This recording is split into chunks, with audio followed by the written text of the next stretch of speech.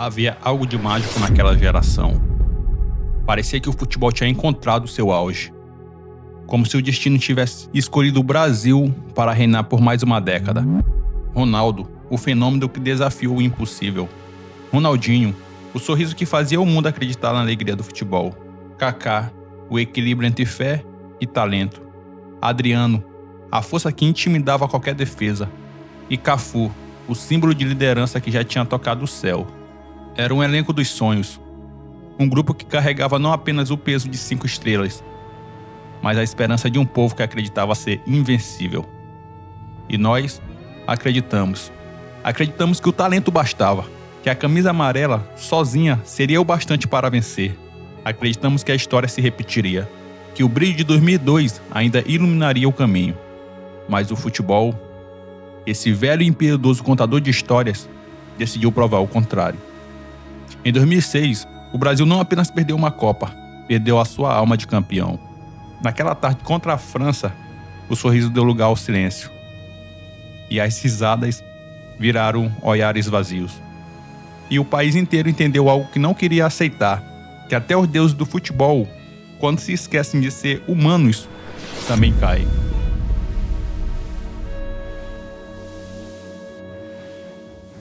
Antes da queda, veio o sonho. O Brasil chegava à Copa de 2006 como o grande favorito. Não havia dúvidas, nem questionamentos. A sensação era de que o futebol brasileiro havia atingido o topo do mundo e ninguém poderia derrubá-lo. A imprensa chamava aquela equipe de Seleção Galáctica e o apelido fazia jus ao que se via em campo. Ronaldinho, Kaká, Ronaldo, Adriano, Cafu, Roberto Carlos. Era como se o videogame, e no modo iniciante, tivesse ganhado vida. Cada toque, cada treino, cada imagem dos bastidores parecia um show à parte. O Brasil não ia disputar uma Copa, ia desfilar nela. Ronaldinho era símbolo de alegria e da genialidade.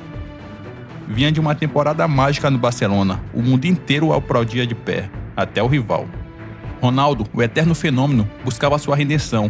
Após críticas, as lesões, as dúvidas, ele queria provar, mais uma vez, que era dono dos palcos. Kaká representava a nova geração, elegante, disciplinado, com um brilho quase celestial.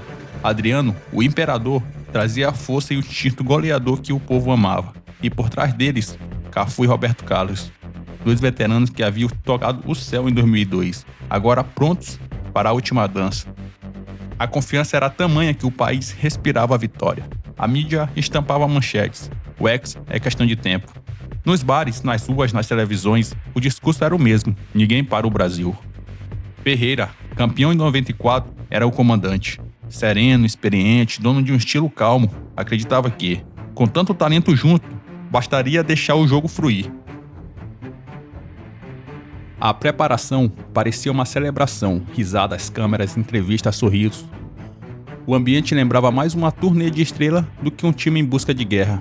Mas era impossível não se encantar. O torcedor via aquelas imagens e sentia orgulho. Sentia que estava prestes a presenciar a consagração definitiva da geração dos sonhos. Era a esperança de ver o Brasil reinar por mais uma década, de assistir a história se repetindo. Como se 70 e 2002 fossem apenas capítulos de um mesmo livro. O problema é que, às vezes, o brilho engana. E enquanto o Brasil acreditava ser invencível, mais distante ficava do espírito que fez ser campeão. O sonho era lindo, mas todo sonho um dia termina.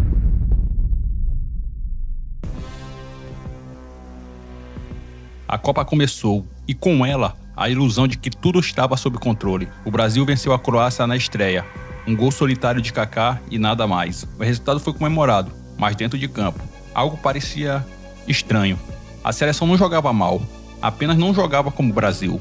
Faltava ritmo, faltava alegria, faltava vida. Mas quem ousaria criticar uma vitória? Contra a Austrália, outro triunfo. 2-0 no placar, aplauso da torcida, sorriso no banco. Mas era uma alegria fria. Ronaldinho ainda não tinha mostrado sua magia. Ronaldo, ainda acima do peso, buscava recuperar o ritmo. Adriano parecia distante. As vitórias se acumulavam, mas a chama não acendia. Mesmo assim, a mídia repetia: o Brasil cresce na hora certa, o Hexa vem. A confiança era tanta que ninguém queria enxergar o óbvio. O time jogava em marcha lenta, tocava a bola como quem sabe que ia vencer, não porque estava lutando, mas porque acreditava ser superior, e essa confiança cega começou a se tornar perigosa. Nos bastidores, o ambiente continuava leve demais. Risos, descontração, autógrafo e flashes e mais flashes. A seleção parecia em um feriado prolongado. Quando chegou o mata-mata, a história se repetiu. Contra a Gana, vitória por 3-0, Ronaldo marcou, e as críticas rapidamente desapareceram. Mas dentro de campo, o vazio continuava lá. Cada jogo do Brasil soava como uma música sem refrão, bonita, porém sem alma. Era como se a seleção estivesse vencendo por inércia, apenas porque era o Brasil. E foi assim, entre sorrisos e aplausos superficiais, que aquele time chegou às quartas de finais contra a França. Do outro lado, Zinedine Zidane, o mesmo homem que já havia destruído nosso sonho em 98. O Brasil chegou confiante, a França silenciosa. E no futebol, o silêncio quase sempre pertence a quem está prestes a vencer.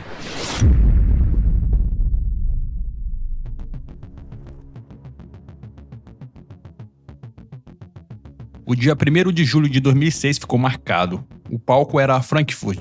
De um lado, o time que encantava o mundo com sorrisos e publicidades. Do outro, um time em silêncio, liderado pelo francês que já havia sido pesadelo em 98, Zidane.